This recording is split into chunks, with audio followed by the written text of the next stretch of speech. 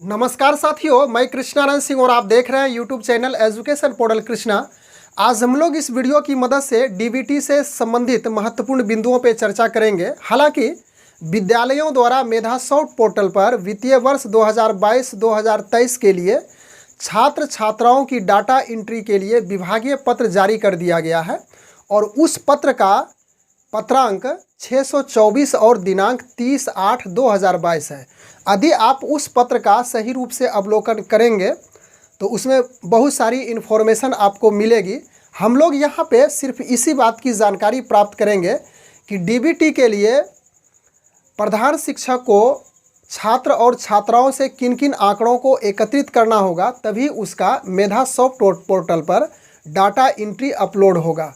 तो इसके लिए हम लोग बोर्ड की सहायता लेंगे और यहाँ पे एक एक करके उन महत्वपूर्ण बिंदुओं पे हम लोग बारीकी से ध्यान देंगे और उसकी चर्चा करेंगे। तो शिक्षा विभाग बिहार सरकार वित्तीय वर्ष 2022-2023 की चर्चा हम लोग करेंगे। जिला, आप जिस जिला के शिक्षक हैं, जिस जिला में आप करना चाहते हैं तो यहाँ पे लिखेंगे। तो चलिए एक कल्पना के तौर पे लिख देते हैं बांका। प्रखंड जो भी है आपका यहाँ पे लिख देंगे प्रखंड को, फिर उसके बाद पंचायत को यहाँ पे लिखेंगे। फिर आपका यहाँ पे यूडाइस कोड है, जो आपका यूडाइस कोड है यहाँ पे डालेंगे। फिर विद्यालय का नाम, जो विद्यालय है, प्राथमिक विद्यालय जो भी है। फिर उसके बाद प्रधान शिक्षक का मोबाइल नंबर भी यहाँ पे आप डाल देंगे।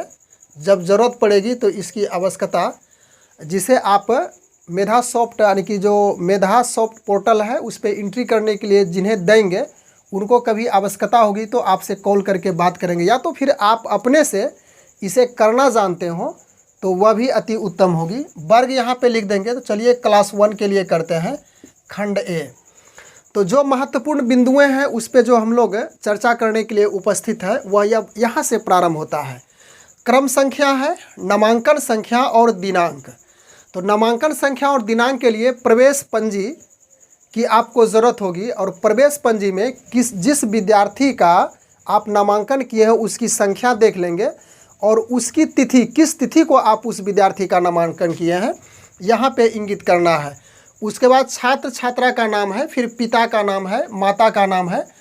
तो इसे यदि आप देखेंगे तो यह हो गया 1 2 3 4 5 6 7 8 9 10 11 12 13 14 15 16, यानी कि इसमें मुख्य रूप से 16 आंकड़े को आपको एकत्रित करना है, यानी कि इकट्ठा करना है। तो पहले क्रम संख्या, उसके बाद नामांकन संख्या और दिनांक, इसकी चर्चा हम लोग किए। छात्र छात्रा का नाम, पिता का नाम, माता का नाम, लिंग यानी कि मेल है या तो फीमेल, इस पे यहाँ पे नोट करेंगे, लिंग हो गया। फिर वार्ड, जन्म तिथि प्रवेश पंजी में जिस अनुसार से उसी जन्म तिथि को आप यहाँ पे लिखेंगे। फिर अल्पसंख्यक में है, यस या नो डालना है, दिव्यांग यस या नो। फिर आधार नंबर है, मोबाइल नंबर, IFSC कोड। उसके बाद अकाउंट नंबर, खाता होल्डर यानी किसके नाम से खाता है उसको यहाँ लिखना है। फिर वार्षिक आय 1.5 लाख से कम या अधिक, तो यहाँ पे यस या नो के रूप में इंगित करना है। तो इसमें हम लोग एक एग्जाम्पल को लेकर के चलते हैं। सपोज कीजिए कि पहली क्लास में एक विद्यार्थी का नामांकन, यानी कि जितने विद्यार्थी का नामांकन हुआ है, सिर्फ हम एक ही विद्यार्थी को लेकर के चलते हैं।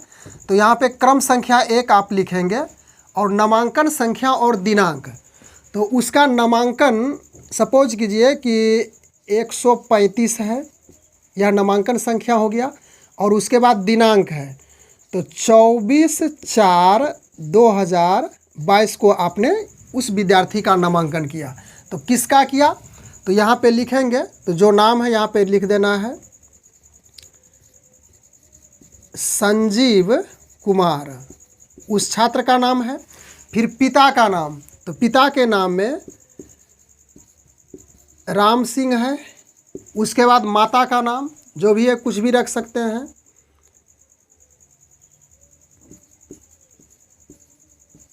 संजना देवी। उसके बाद लिंग है, तो लिंग में बच्चे का पूछा जा रहा है कि बच्चा मेल है या फीमेल, यानी कि महिला है या पुरुष। तो यह संजीव कुमार मेल है तो यहाँ पे आप M लिख देंगे, यानी कि मेल है। फिर वार्ड, तो जिस वार्ड या तो जिस ग्राम से है तो यहाँ पे लिख देंगे धौरी। एक काल्पनिक है सभी चीज़।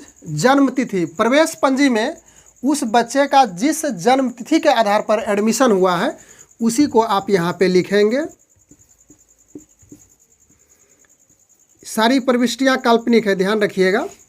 अल्पसंख्यक, यानी कि अल्पसंख्यक है या नहीं है, तो यहाँ पे यदि अल्पसंख्यक है हुआ है यानी कि माइनॉरिटी से, तो यहाँ पे यस लिखेंगे। यदि नहीं है तो इसे नो कर देंगे। दिव्यांग, तो इसे भी नो करेंगे। यदि है तो यस करेंगे। आधार नंबर, यहाँ पे आप आधार नंबर डालेंगे। फिर मोबाइल नंबर यहाँ पे डालेंगे।